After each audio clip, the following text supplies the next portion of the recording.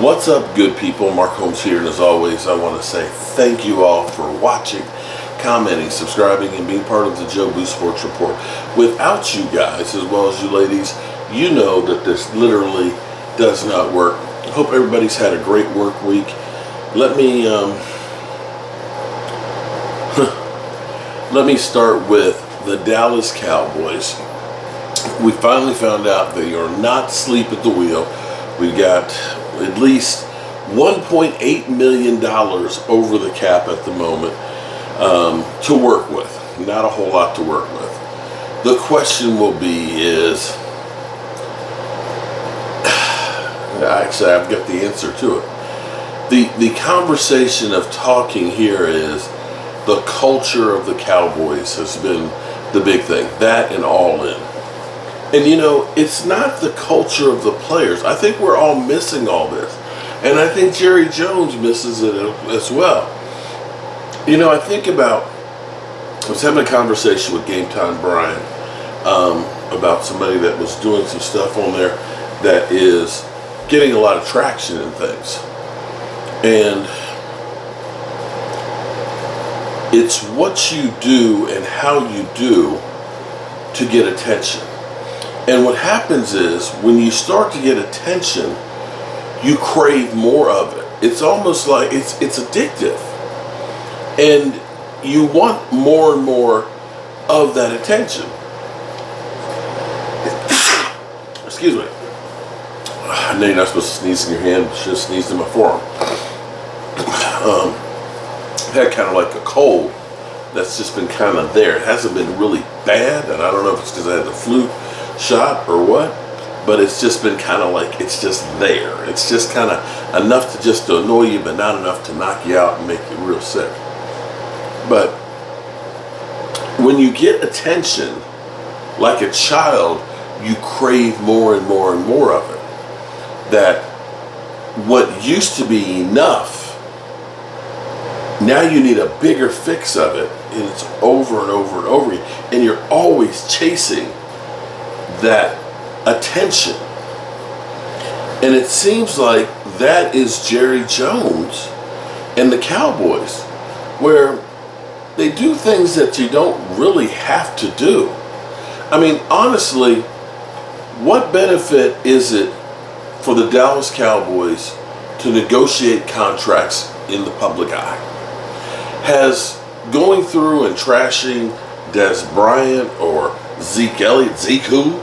Or D-Law, and saying, you know, well, we thought we had a deal, or saying, well, Dak, he needs to leave, you know, some slices of pie on the table for others and things like that. Has that actually worked in any negotiations that they've done? Because it seems like every deal they make are just terrible, that they're the worst negotiators in the world. So what is the reason behind putting all this out there, of constantly doing this stuff? Because, you know, I think about things like this.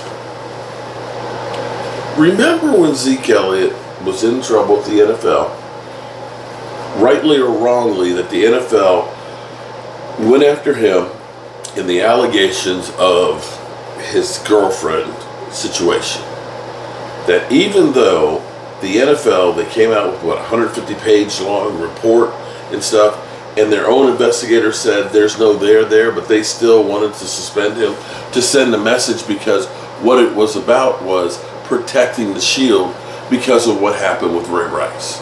They had to make an example of somebody, and what better place to start with than a Dallas Cowboy player? Because, of course, if you go after the Cowboys, you go after anybody. Or you would prove that you could go after anybody. And if you remember, Jerry Jones got real vocal about Roger Goodell. He was up there like, hold up now, you know, before we go ahead and give him a new contract and things. Maybe we should look at having somebody else. You'll remember that. And you'll remember the NFL came down real hard on him and said, you're going to pay all the legal fees for this thing. It's not that the NFL was broken, that they needed the $2.5 million. It was about sending a message to Jerry Jones. And Jerry Jones, opened up his mouth, we gonna fight this thing, we got the best attorneys in the world. In which case, he went to New York, and I believe that Roger Goodell read him the riot act and basically said, you're gonna fall in line, or else we're gonna take your team away from you. I got 2/3 of the NFL owners here that have signed this thing, and you're gonna stop this stuff, and you're gonna pay it, because Jerry Jones turned around and left and said, we're going to pay the fine. And that was it. But I think because of that noise and that bravado and being that maverick guy where nobody likes you and you're craving all this attention, the culture of you, everything's bigger in Dallas and we them boys and things, where you have to be the center of attention, has hurt you. Because you are them boys, people don't like to see you succeed. And that's why officials never seem to call holding when it happens against Micah Parsons. That's why you end up getting bad calls in games, and the Cowboys always seem to lead the league in penalties. The bad culture is not the players. The bad culture is up in the front office of the way you do business, and that filters down to everything that you are. And the sad thing is you don't even see it. This monster has been created by you, Jerry, and you're the only one who can change it. You just are. You go out here, you have to be the voice of the team, the mouthpiece, the general manager, the guy who, it's all the family business. That's the culture that's killing you. That's the culture that needs to be.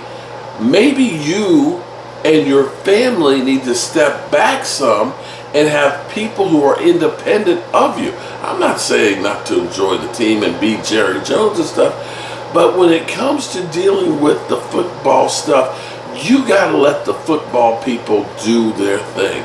And the way you're going about the whole idea of having a lame duck coach, of waiting till the last minute to do deals, to constantly end up, putting people out there on blast, when you are failing your job to provide the tools that they need. That's the culture problem that they have. When you say, if you're saying stopping the run and running the football is the culture, well, guess what?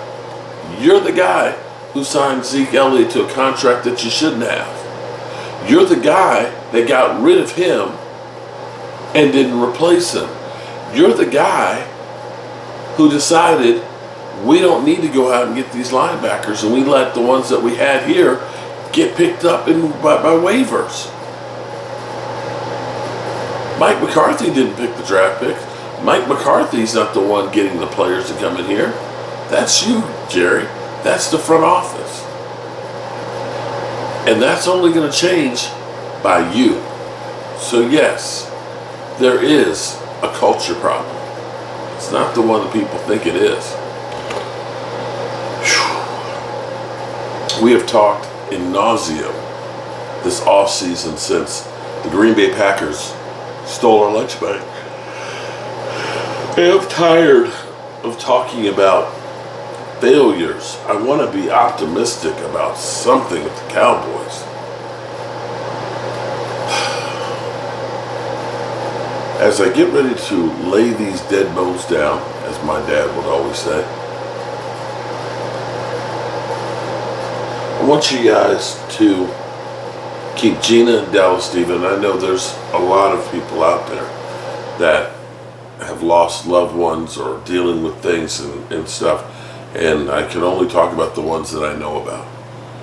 And when I got up this morning, I saw a text message from Gina Dallas Diva that she had lost her dad, who was a true diehard Dallas Cowboy fan.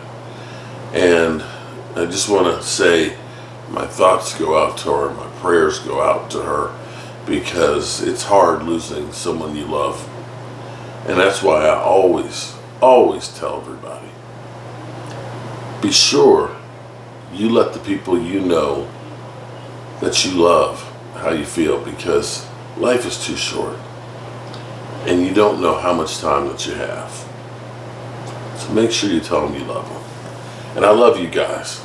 And apparently I love the Dallas Cowboys too, because if I didn't, I wouldn't spend so much damn time, effort, and emotions on them. Have a great night.